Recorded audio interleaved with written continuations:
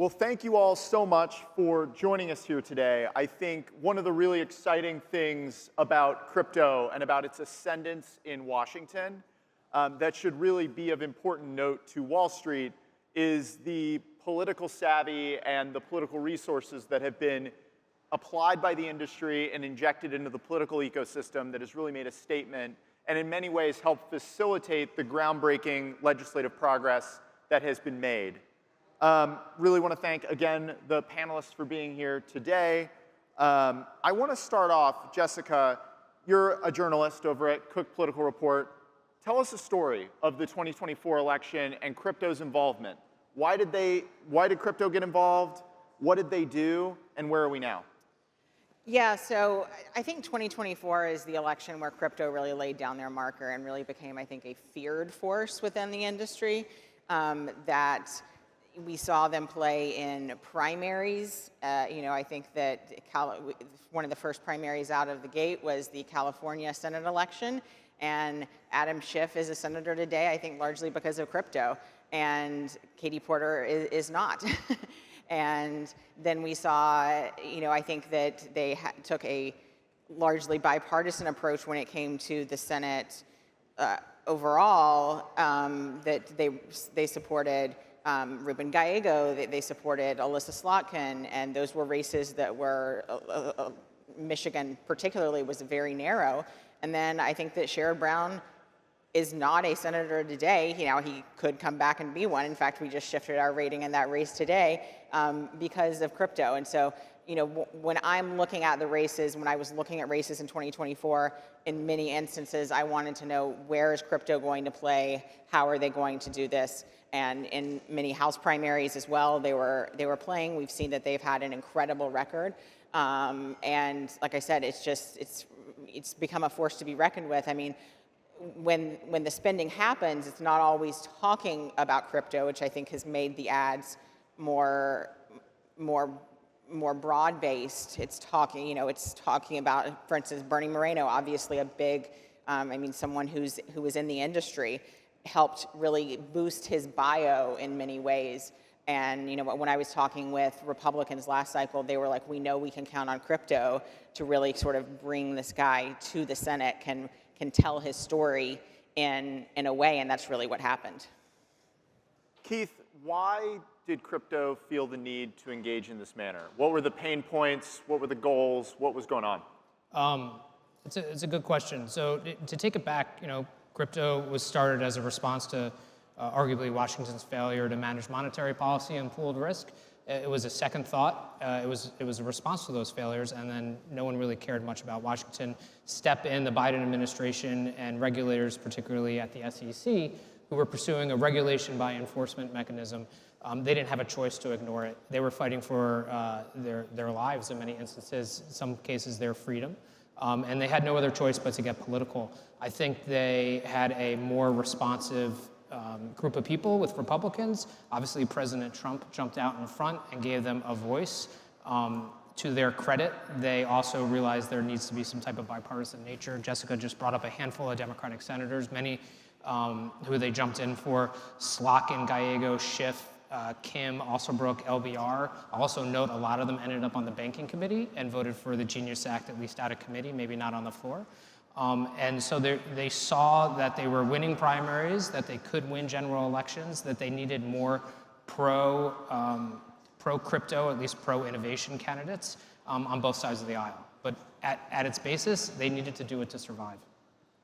And Alex, HarrisX data showed that neither party had a monopoly on the crypto issue prior to the election. Republicans led 35% to 32% on trust. After an election in which the industry tilted its spending towards Republicans, has the issue remained bipartisan in voters' minds? Yeah, well, thank you. First of all, thank you guys for being here. I know we're keeping you away from your drinks. The story is really one of consistency. I'm the numbers person, so I'll give you the good news and the bad news. It's a consistent story. There's still about 30% of crypto voters in the US. It's ticked down a little bit since the last election, which is expected in the bear market, but not as much. We asked another question about who do you believe knows more about crypto? It's another way of getting to this trust issue. And what we're seeing is there's becoming a wider gap between Democrats and Republicans. And so the Democrats are starting to fall behind, and this is a common theme in our space. Both we, I think, need to do a better job of going across the aisle to Democrats, and to women in particular, and also the Democrats are digging themselves constantly into this hole, this overhang from the Elizabeth Warren, Gary Gensler days of seeming to be anti the industry, even though a lot of the bills that have passed have been fairly bipartisan and a lot of Democrats have stepped up. And so the data is really showing a widening gap, which I think should be a yellow flag for all of us in the industry and in the way we talk to Congress. So as we look towards 2026, and Alex, I'll stick with you, HarrisX tests public opinions about crypto. What is the gap between how we talk about ourselves and how the public actually perceives it? And where is the biggest disconnect in your mind? I think this is the biggest issue. If there's one thing to take away, at least from my part of the talk, is that we are not doing a good enough job as an industry of marketing ourselves in a professional way, controlling the narrative. And oftentimes, and look, I come from a marketing agency, so I'm biased. We do this type of work for many Fortune 100 clients. But we either control the narrative ourselves, or we bear the cost of doing nothing and let the narrative be controlled for us. And I think the biggest example of the narrative being controlled for us was Sam Bankman-Fried, FTX, when one, we'll call it rogue wolf, went on to Washington to pay a lot of money to donate to Democrats and Republicans, but very openly to Democrats, and set us back for many years because of everything that's happened.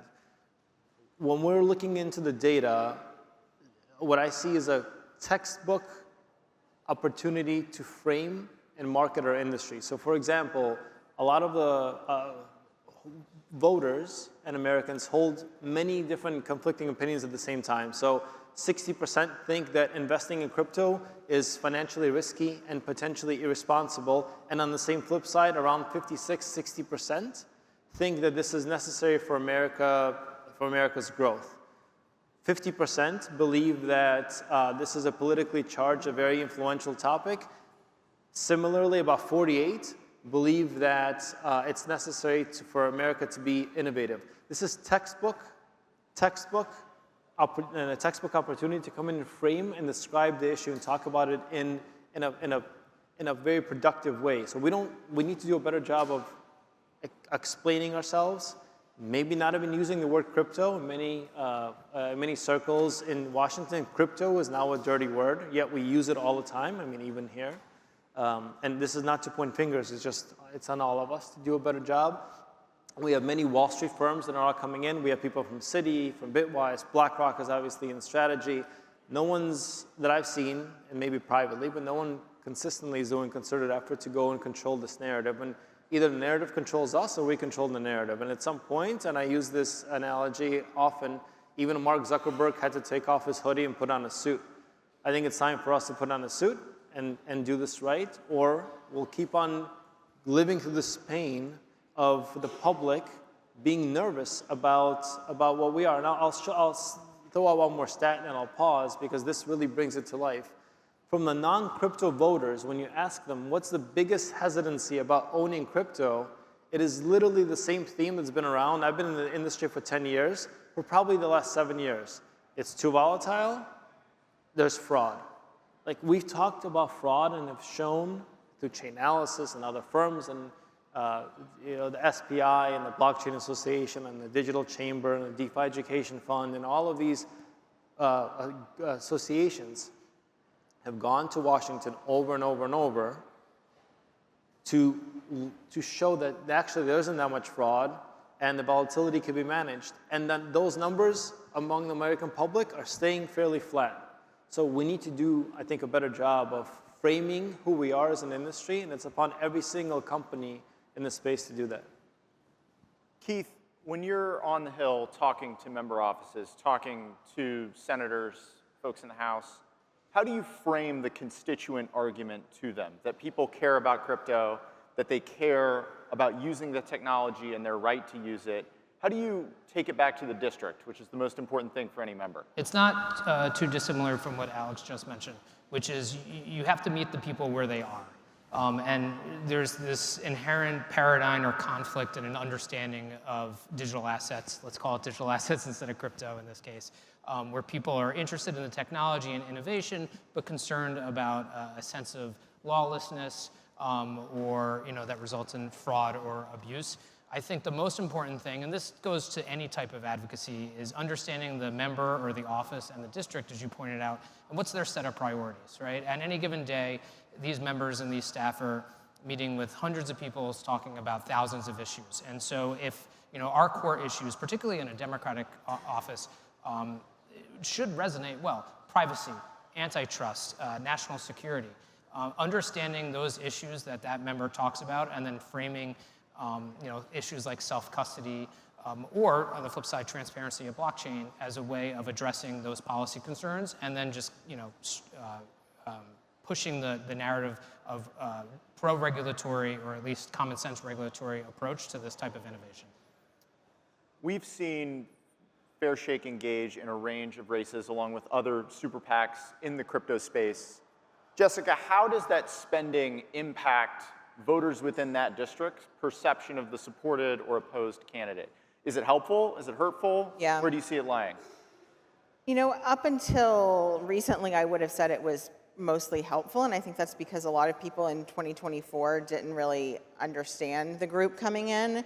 Now, I think that Fairshake and Stand With Crypto has been defined. I mean, a word like fair shake, well, everyone's getting a fair shake, I think, and I deal with all of these names of different PACs and money groups and different things. They're all named something innocuous so that you don't really know what's behind them. And so the crypto digital assets are not the only group that does this. But I very much expected. We haven't had that many primaries so far this year, but in Illinois, for instance, Fairshake came in and spent really heavily against Juliana Stratton, but she ended up winning. So I think that was, that showed me that, maybe this doesn't go as far, but I think there's some instances there were identity politics. I think, that a Democratic primary electorate is more inclined to vote for a black woman in particular. Raja Krishnamurthy had outspent that J.B. Pritzker's group that spent on her behalf, but there were other House races there. LaShawn Ford was someone that ended up winning, even though they'd spent against him. But then you had someone like Melissa Bean that was also elected. So it was sort of a mixed night for crypto, I will say. But to Keith's point too, I think in some of the candidates that national Democrats this cycle prefer that I'm looking at in primaries looking ahead, they prefer someone like Angie Craig. That they feel like she is a stronger general election candidate. And so some of the same attack ads that were used from spending from the DLGA, the Democratic Lieutenant Governor's Fund, I expect to be used in the same way against Peggy Flanagan in that primary in August. The Michigan primary is a little bit more muddled because it's a three-way race, but national Democrats prefer Haley Stevens, and she's been a stalwart. So I expect sort of spending in those races as well. And, oftentimes these groups don't tip their hand until late on. So, we don't really know all of the races where they're necessarily going to spend. But even some of the incumbents, John Ossoff has been open to crypto policy and different things. So some of these, candidates that are in tough races, I think, we're certainly looking at the increased possibility of a Democratic House. Senate, still, we changed our outlook today. I think that Democrats will pick up between 1 to 3 seats right now, but short of the 4, that could change in the coming months. It could get better, it could get worse. But, to Alex's point, I do think that they've got to sort of make more inroads with women, certainly. I think that there is a perception issue, but again, when some of these ads are being aired, they're not talking about specific crypto issues because I think sort of the average voter, if you're thinking about kitchen table issues or different things, then you're not, it's not probably the top of mind. But I do think with a younger section of voters coming in, it is certainly a policy and something that they are intrigued by. So I want to shift. I know we've talked about crypto's role, and we're going to continue talking about crypto's role in elections. But I think, given we have a panel of experts here, I would love for everyone's prognostications on the upcoming midterms, because I think those are so important for crypto as well as for our country. I want to start, and Jessica, for each of these segments, I'll throw it to the top to Sure. you, given you've got such a fantastic rating system over there at Cook that you can kind of talk through both at the national map and on some of those races that are shifting. How do you see the House playing out in 2026? What are the primaries you're watching, and where might crypto play? I think that there's a couple of races where I am looking, for some Democrats that could be behind, that face tough races. Someone like John Davis in North Carolina has been a big crypto advocate. He was drawn into a very difficult seat there. That's not a primary necessarily, but I think that's a race I'm looking at. There's some races in Iowa where you have someone, like Zach Nunn that's been another big advocate. He faces a tough race, an increasingly tough race as well. But the House, I think, is just going to overall be hard to hold for Republicans right now. They're going to have to win about 75 to 80% of our current toss-up races. And there's districts that we probably are going to flip, like Nebraska's 2nd congressional district. I think it's just overall, if there's a specific race someone wants to go into, I'm more than happy to help to try to answer that, even though I specialize more in the Senate and governor's world. But my colleague, Aaron Covey and David Wasserman, of course, go more into those specific races. But I think the House, when we see an average of upwards of 20 seats that typically flip. Now, I think a 20-seat shift, because the districts have been redrawn in such an instance, in this sort of redistricting war that we've gotten in, I think it actually will end up being more of a wash. But after 2020, the way that districts were redrawn, there's just fewer competitive seats. So I don't expect there to be a 40-seat shift like we saw in 2018, or a 61-seat shift like we saw in 2010. But even 15, 20 seats, somewhere around that, I think is certainly within the realm of possibility if the trajectory continues for the White House, really. We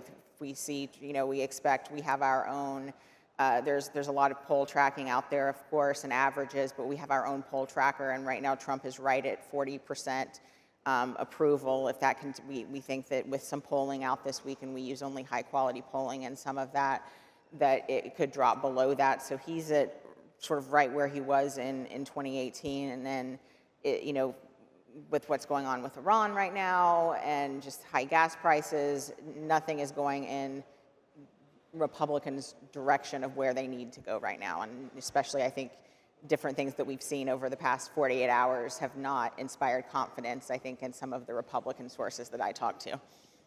Alex, is that what you're seeing bearing out in data as well? You are using high quality polling. Yes. We're seeing the same numbers. So we published with Harvard, the Harvard-Harris poll. We're seeing Trump's approval rating right around 40%. You're right, especially in the last couple of days. I think all of these things are a little bit of noise. We'll see what he does right before the midterms and whether he juices the election with rate cuts and the war ending and other things. But I think the House will flip. The Senate, our data is showing it's tighter than there's some polling out there that shows a generic ballot in the Senate plus 14 Democrats. I think that's way it's completely biased. We're like 50-50, 51-49, and it's all within the margin of error. So it's going to be a very tight, close race. So I agree.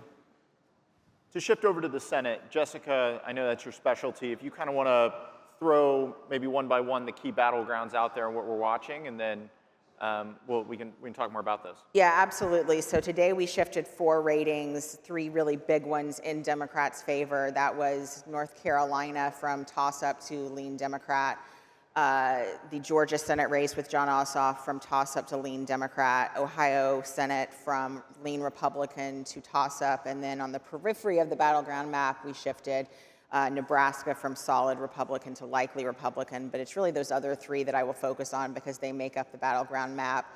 The seat that I've long thought was going to flip is North Carolina. I think that's just a really, really difficult race right now and an open seat for Republicans. Roy Cooper is running a really strong race there, raising a lot of money. Michael Whatley is not well known. He's running for the first time after having been the RNC chair. That transition from a operative to candidate can sometimes be a little hard. And so we've seen pretty consistent polling out there. Again, I've seen polling of 18 points. It's not going to be an 18-point race. I think in Georgia and North Carolina, wins of 2 to 4 points or landslides almost. But we, again, in my sourcing and looking at data that I see both publicly and privately, those were some trends that we just could not ignore in our ratings any longer. Ohio, I am hearing, again, I think just it's the environment driving a lot of this. Husted is not as well known since he was an appointed senator. So those are also in the toss-up column. We have Maine, which is, listen, I don't see how Democrats win the Senate if they don't win Maine, really, and that's what it comes down to, because you can't leave a seat on the table that is a Kamala Harris seat that is held by Republicans. Susan Collins has sort of defied political gravity before. Can she do it again? Is the real question. And what could hurt Democrats is that they do have some of these nasty primaries, and no primary may be more consequential than Maine. I increasingly think that Graham Plattner is the clear favorite in that primary over Janet Mills. Listen, Chuck Schumer has gotten, his recruiting is what has put the Senate into play, with people like Roy Cooper convincing Sherrod Brown to run for Senate instead of for governor, convincing Mary Peltola in Alaska to run for Senate and not for governor. But Maine has not worked out as much. I think in large part that's because Janet Mills would be the oldest freshman ever. She would be 79 right after, she would turn 79 right after if she were to win. So that's a tough one. Michigan, with that primary happening so late, I still, given the environment, given that Michigan did not flip last cycle at the Senate level, I would still slightly rather be Democrats right now, but we don't know how that primary is going to play out in August. And then from there, it becomes, Democrats trying to find that 4th seat, which I still think is most likely Alaska. We have just on the periphery of our ratings, Iowa and Texas and likely Republican, but that's largely dependent upon primaries that are happening. National Democrats prefer Josh Turek, a Paralympian, to take on that open seat with Joni Ernst retiring, although I think Ashley Henson is running a stronger campaign than actually Ernst probably would have. We'll have to see how that June primary plays out. And then Texas, if Ken Paxton is the nominee, that becomes a more competitive race, and we would also shift our rating from likely Republican to lean Republican. Democrats have open seats in, like I already mentioned, Michigan. They have open seats in Minnesota and in New Hampshire. New Hampshire I am watching, but I think that's a state that's just hard to put more into play. Even if they have a Sununu running, it's not the Sununu that they wanted, and Chris Sununu with John E. Sununu running. And then I think Minnesota, we just look at the environment and everything that has happened there since the beginning of the year. I think that's a really difficult state, although I think Flanagan probably is the favorite in that primary right now if we look right now, but Angie Craig could still end up a senator because Amy Klobuchar is going to be elected governor, and she could appoint her to the Senate as well. That is a really, really robust overview. Keith, if Democrats take the Senate, in brief, what do you think will be the prospects for the crypto industry? There'll be oversight. There's going to be oversight if either house flips. There'll be a lot of oversight, especially if both chambers flips. They're first going to try their oversight at the administration. I don't expect the administration to comply. Subpoenas, contempt, all that kind of stuff will happen. We saw it during the first Trump administration. We saw it with Republicans during the Biden administration. We'll see it again. As a result, they're going to turn their attention to industry. And it's not just going to be the crypto industry, but for better or worse, the crypto industry has been at the center of a series of political debates, particularly with the president himself. And they're going to focus on that. Robert Garcia, who's going to be if the House flips, the chair of the House Oversight Committee, has already said as much. They'll look at pharmaceuticals. They'll certainly look at the military. But time and time again, whether it's, and I don't mean to group these two things together, but the prediction markets have taken on a greater part of the headline recently, but it's going to kind of all get grouped together, and we need to prepare for that. That said, that's where the groundwork that people are doing today, explaining the technology, reaching out to policymakers, explain how it achieves the policymakers' policy goals, will help kind of mitigate those harms. And assuming no one's done anything uncouth, it should be fine. Jessica, to close us out, what do you think the direction for 2028 is for this industry? There's a presidential election coming up. Mm-hmm. It's on everyone's minds. Candidates are starting to jockey for position. Do you think crypto, AI, emerging tech broadly plays a major role in the 2028 presidential? I think that they will, because it's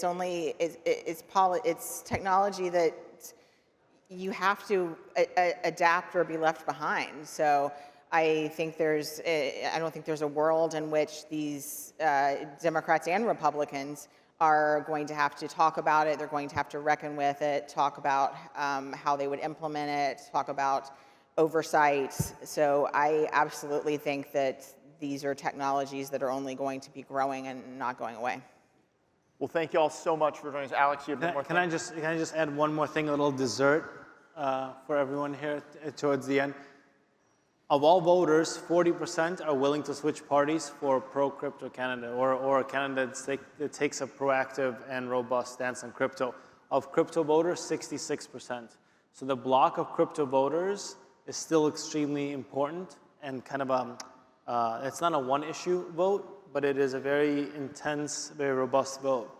Now, 40% number surprised me, but we looked at the data a bunch of different ways, and it's a consistent number. So we're still very, very important, and we'll see in November what happens. If I could add one other thing, because I do think this is an important point too.